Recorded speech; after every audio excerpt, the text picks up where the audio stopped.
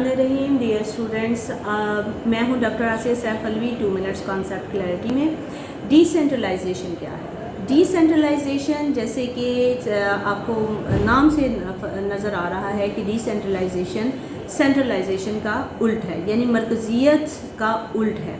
अब इसके अंदर क्या होगा कि जो पॉलिटिकल पावर है, सियासी ताकत का इर्तिकाज़ सूबों के पास या यूनिट्स के पास या स्टेट्स के पास होता है। अब जब मैं स्टेट्स की बात करती हूँ तो हमारे पास यूनाइटेड स्टेट्स की मिसाल मौजूद है, वो फेडरल स्टेट है, लेकिन जो प्रोविंसेस हैं उनको स्टेट कहा जाता है। हमारे पास इंडिया की मिसाल मौजूद है, प्रोविंसेस को स्टेट कहा जाता है। तो ये होगा कैसे? ये होगा कॉन्स्टिट्यूशन के ज़रिए। कॉन्स्टिट्यूशन के ज़रिए आप ट्रांसफ़र ऑफ पावर करते हैं, यानी ट्रांसफ़र ऑफ पावर के ज़रिए आप इख्तियारात की तकसीम कर देते हैं। कॉन्स्टिट्यूशन के ज़रिए इख्तियारात की तकसीम कर देते हैं, इख्तियारात को ट्रांसफ़र कर देते हैं सेंटर से प्रोविंसेस की तरफ। अब प्रोविंसेस का मैंने आपको बताया कि सूबों को स्टेट्स भी कई जगहों पे कहा जाता है।